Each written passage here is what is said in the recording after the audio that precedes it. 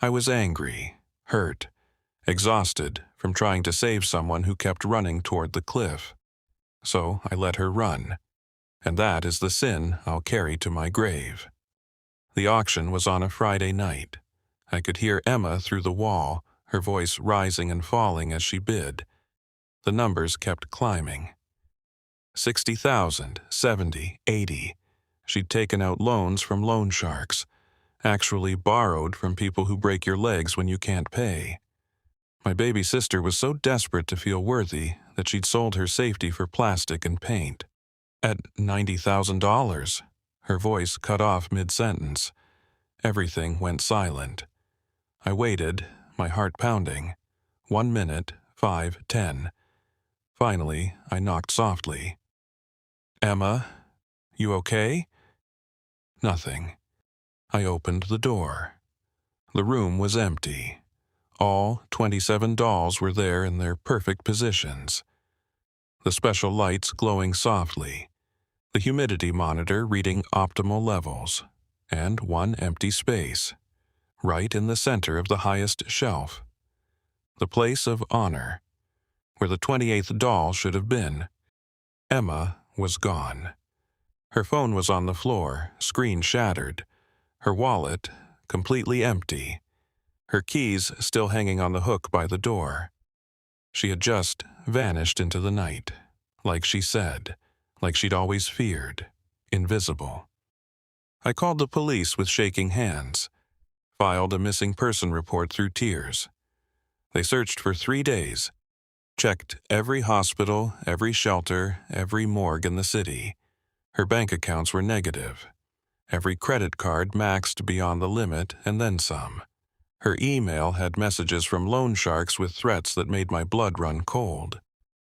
Emma had erased herself trying to buy worth that was always inside her. On the 3rd day, I went back to her room to pack her things for our parents. That's when I found it. A journal hidden under her mattress. My hands trembled as I opened it. The first entry made me smile through tears. "Bought my first Labubu today. She's so cute. I named her Lucy. She sits on my desk and keeps me company while I work. It's nice to have something that's just mine." But they got darker. Page by page, I watched my sister disappear. Bought 3 more today.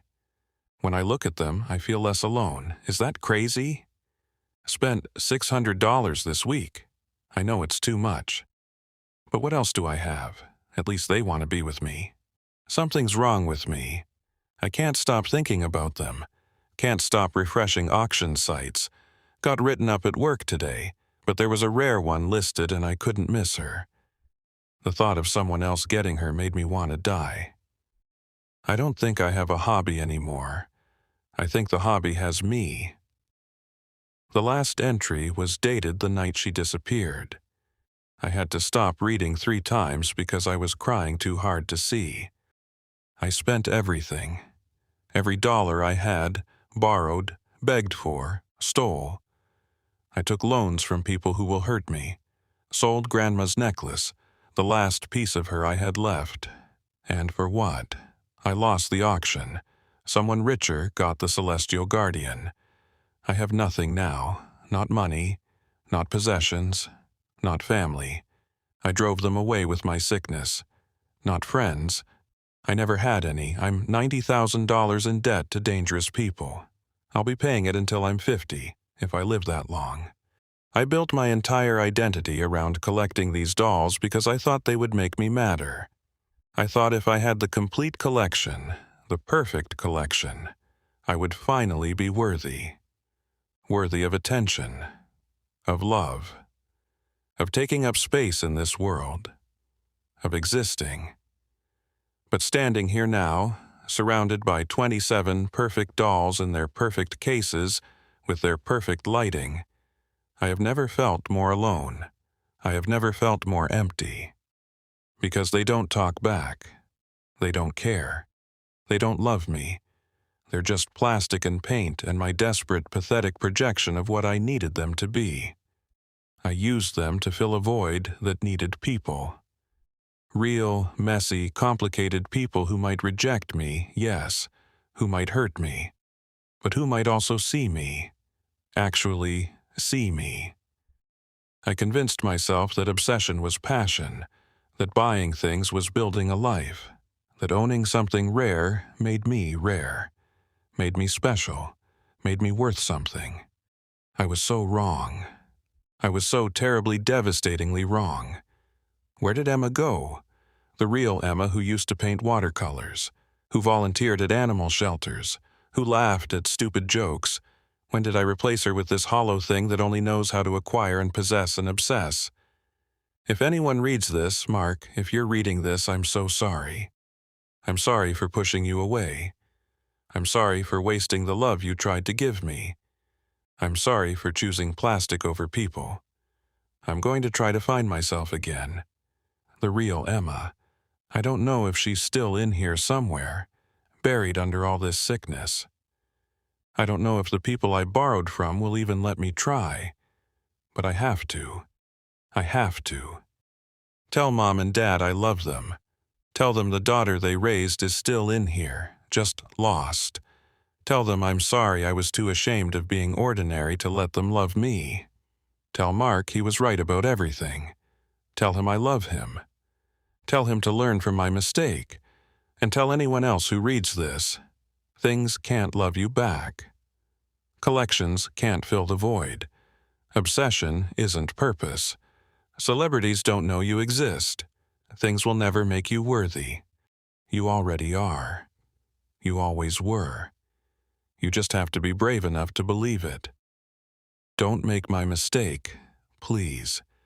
Don't wait until you've lost everything to learn that only people can save you. Only love, only connection, only real life. That was the last entry. That was 6 months ago. We never found Emma. The police case is still open, but they've stopped actively searching. Mom calls me every Sunday morning, her voice thick with hope and grief. Any news, Mark? Anything at all? And I have to say no, every week. I have to hear my mother's heart break again. Dad hired a private investigator who charged us thousands to find nothing. The loan sharks Emma borrowed from? They've started calling me, threatening me, because blood debt passes down. I keep Emma's journal next to my bed. Some nights when I can't sleep, when the guilt is crushing my chest, I read it. I've memorized that last entry. Every word is burned into my brain. Last week, I was scrolling social media and saw someone bragging about their Labubu collection. 500 dolls and counting, they posted. This is my entire personality, my reason for living. The comments were full of people cheering them on, encouraging them, enabling them to destroy themselves the way Emma did. And all I could think about was her empty room, the 27 dolls still sitting in police evidence, the 28th space that stayed forever empty, just like the hole in our family that will never be filled. Here's what Emma learned too late. What I need you to hear before it's too late for you. We live in a world designed to make us feel empty. Empty so we'll keep buying, keep collecting, keep obsessing. They sell us identity in a box and call it self-expression. They sell us parasocial relationships with celebrities who don't know we exist and call it connection. Whether it's dolls, K-pop idols, anime characters, influencers, designer brands, or anything else. When we obsess over things that can't love us back, we're not building ourselves up. We're erasing ourselves. My sister didn't die because she was weak. She died because she was human, because she felt invisible, and nobody taught her that she didn't need to be extraordinary to be loved. Obsession isn't passion, it's fear. Fear of being ordinary. Fear of being forgotten. Fear of not mattering. But here's the truth. Emma couldn't see. You don't need to complete a collection to be complete. You don't need to own rare things to be rare. You don't need a celebrity to notice you to be noticeable. Real life isn't about worship from a distance. It's not about owning every piece of merchandise. It's not about being the biggest fan. Real life is messy. It's vulnerability. It's showing up as your imperfect, scared, ordinary self and letting people love you anyway.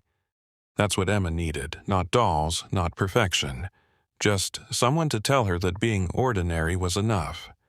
That being invisible sometimes is okay. That her worth wasn't tied to what she owned or how special she was. Things break. Trends fade. That celebrity still doesn't know your name. That collection will gather dust. But the people who love you, the real connections you build, the person you become when you're brave enough to be vulnerable, that stays, that's real, that matters. I don't know where Emma is. Sometimes I imagine she's out there somewhere, starting over, learning to be okay with being ordinary, learning that she was always enough. But most nights, I'm terrified she's not.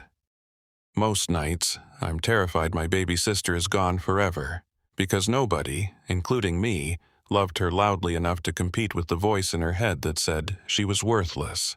So please, I'm begging you, if you see yourself in Emma's story, stop, right now. Put down whatever you're obsessing over and call someone who loves you. Let them see you. Let them tell you that you matter exactly as you are. And if you see someone else disappearing into obsession, don't do what I did. Don't stand by and watch. Don't convince yourself it's just a hobby. Don't wait until they vanish to wish you'd said something. Reach out. Hold on.